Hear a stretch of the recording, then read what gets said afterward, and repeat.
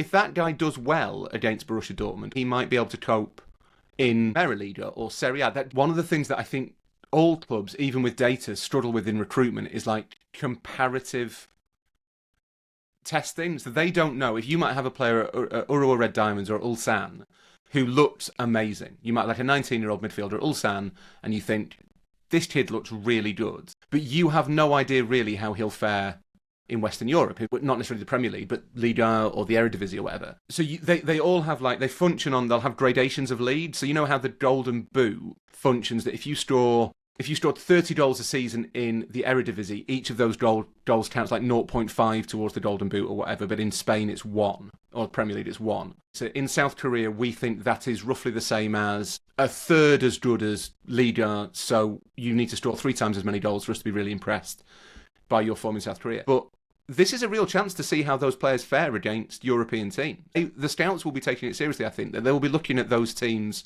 particularly from areas they trust, South Korea, Japan, North Africa, and South America, and thinking, do you know what, if that guy does well against Borussia Dortmund or against FC Porto, then that's pretty powerful evidence that he might be able to cope in Liga or Serie A. That enables us to place him much more accurately, because that's the one thing that scouts can never really do when they're working completely theoretically, whether they're watching them in the flesh, whether they're watching them on Y-Scout or whether they're watching them just through the numbers. You don't know how any of that translates. This is a chance to compare across cultures.